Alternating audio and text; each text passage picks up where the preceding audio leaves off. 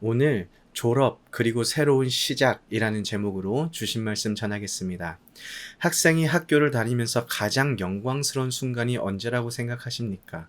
시험을 잘 보았을 때, 선생님께 칭찬을 들었을 때, 여러 순간들이 떠오르겠지만 역시 빛나는 졸업장을 가슴에 품었을 때라고 생각이 됩니다.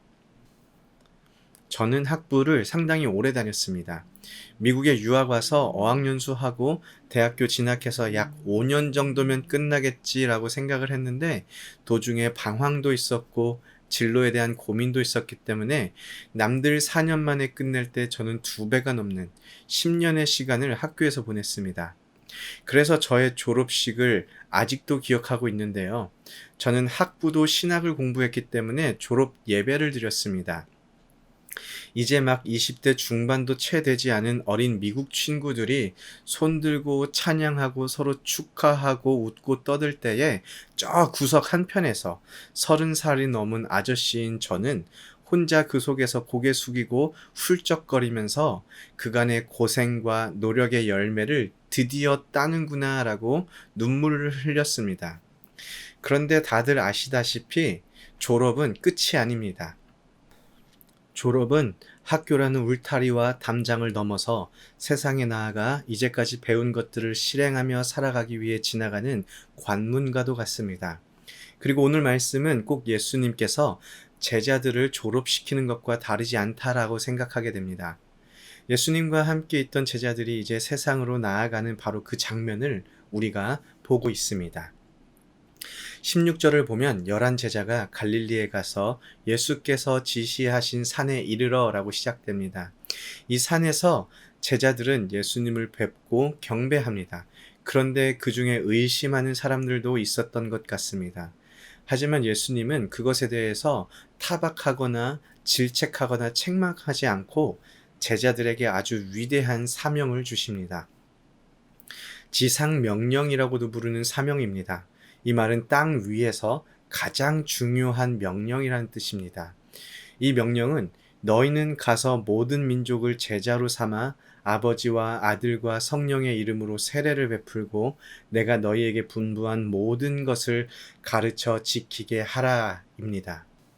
여기에서 예수님의 명령을 우리는 3가지로 볼 수가 있습니다.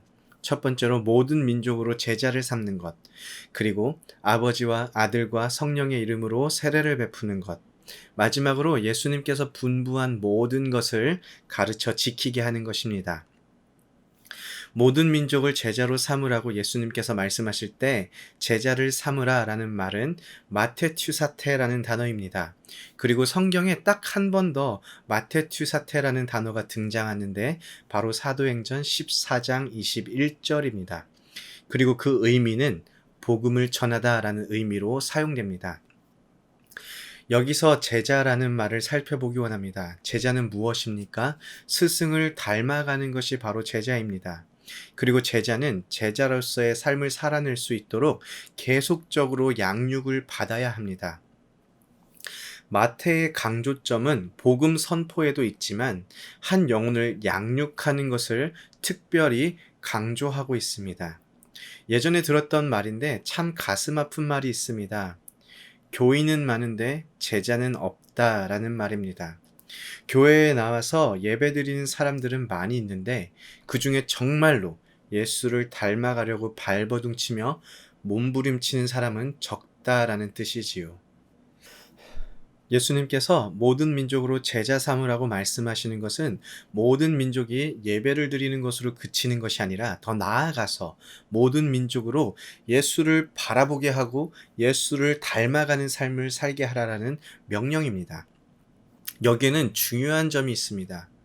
나의 제자를 만드는 것이 아니라 예수의 제자로 만드는 것입니다. 그리고 내가 먼저 예수의 제자가 되지 않으면 모든 민족을 어떻게 예수의 제자로 삼을 수 있겠습니까? 내가 먼저 예수를 닮아가는 삶을 살아가려고 하지 않는데 어떻게 나를 보고 다른 사람들이 예수의 제자가 되려는 생각을 품을 수 있겠습니까? 우리가 먼저 예수를 닮아가는 삶을 살아내려고 할 때에 우리 주변 사람들로 예수의 제자를 삼을 수가 있게 되는 것입니다. 두 번째는 아버지와 아들과 성령의 이름으로 세례를 베풀라고 명령하십니다. 어떠십니까? 두 번째 명령을 들었을 때에 마음속에서 조금의 부담이 있지 않으십니까? 아니, 나는 목사도 아닌데 내가 세례를 막 베풀었다가 이제 조금 후에 시작되는 이단 정복 세미나에 막 내 이름 나오고 그러는 거 아니야? 뭐 이런 걱정이 들지 않으십니까? 마태가 여기에서 세례라는 단어를 사용했다는 것이 참으로 놀랍습니다. 왜냐하면 마태는 마태복음 3장에서 요한의 세례만 이야기하고 있고 또 21장에서 요한의 세례를 언급한 것 외에는 세례에 대해서 어떠한 말도 하지 않았습니다. 그래서 마태가 어떤 생각으로 어떠한 의미로 우리에게 세례를 말하고 있는지 알려주고 있지 않습니다. 학자들이 생각할 때에 그 당시 초대교회의 관습 속에서 예수의 이름으로 세례를 받으라 라는 말이 예수의 이름으로 제자를 삼으라 라는 의미의 관용어로 사용되었기 때문에 세례를 주는 그 행위를 말하는 것이 아니라고 이해합니다. 예수님께서 우리 여러분들에게 세례를 집도하라고 명령하신 것이 아니기 때문에 마음의 부담을 조금 덜어놓으셔도 괜찮습니다. 근데 사실 그것보다 더 큰 부담이 있습니다. 아버지와 아들과 성령의 이름으로 세례를 베풀라라는 명령은 하나님 아버지와 예수 그리스도 그리고 성령에 의해서 지배를 받는 존재가 되게 하라라는 것을 의미합니다.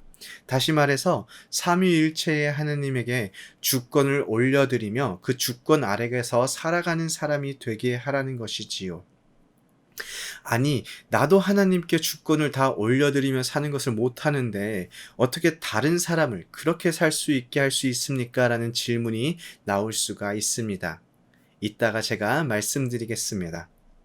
그리고 마지막 명령은 내가 너희에게 분부한 모든 것을 가르쳐 지키게 하라입니다. 더 부담스러운 명령 아닙니까?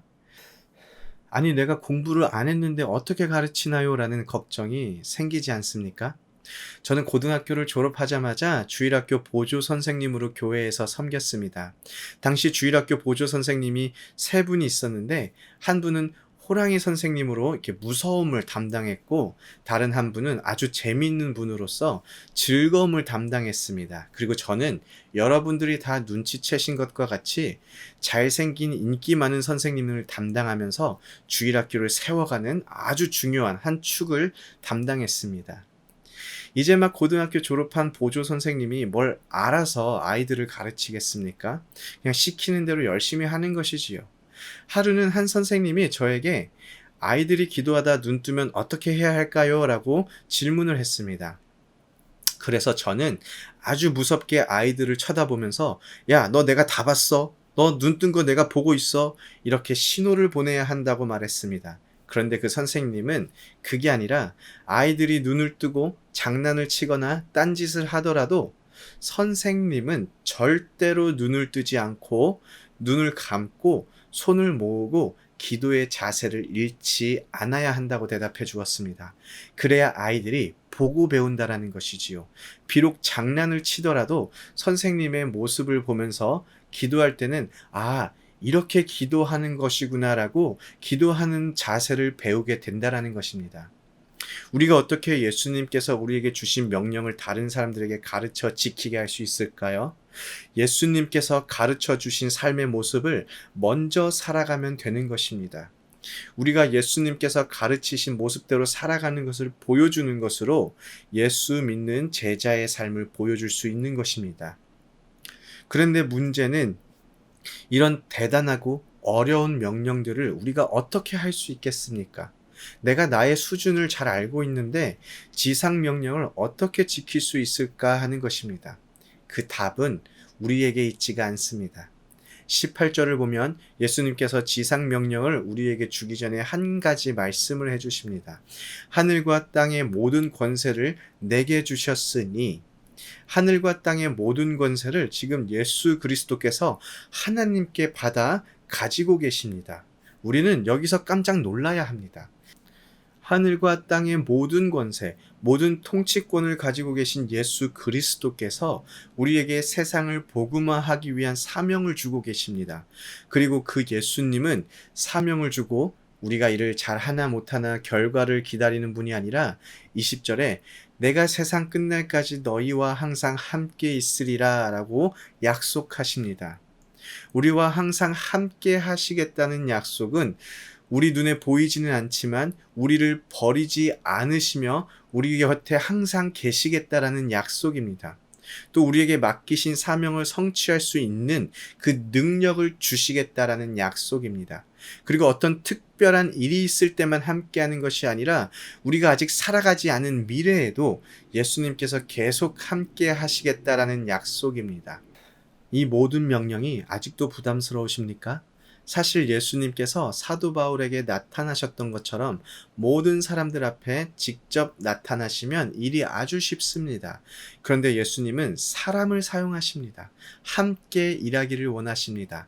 예수님께서 부활하셨을 때에도 직접 바로 제자들 앞에 나타나실 수 있었음에도 불구하고 누구를 먼저 보내셨습니까? 여자들을 먼저 보냈습니다. 여자들을 먼저 보내서 예수 부활 소식을 전하는 놀라운 축복을 받게 하셨습니다. 우리에게 주신 지상 명령은 예수님이 혼자 할 수 없기 때문에 우리에게 일을 시키는 것이 아니라 복음을 전하는 일에 우리와 함께 하기를 원하셔서 우리를 동참시켜 주신 것입니다. 그동안 우리가 교회 안에서 예수님을 알아가고 배워왔다면 이제는 세상으로 나아가서 예수님을 전하고 예수를 알리고 가르치는 사명을 우리가 받은 것입니다. 이 삶을 살아내야 천국에서 우리가 받을 영광이 크지 않겠습니까? 예수의 복음을 전하고 예수의 제자 삼는 일은 쉽지가 않습니다. 어렵습니다. 때로는 숨고 피하고 싶을 때도 있습니다. 그럼에도 불구하고 우리가 계속해서 이 일을 해 나아갈 때 예수 그리스도의 지상 명령을 성취하는 이 일은 우리에게 주어진 아주 특별한 축복이 될 것입니다. 오늘 우리가 살아갈 때에, 오늘 하루를 살아낼 때에 우리가 전하는 복음과 우리의 삶을 통하여 하나님의 잃어버린 영혼이 다시 돌아오는 놀라운 축복을 경험하기를 소원합니다. 아멘.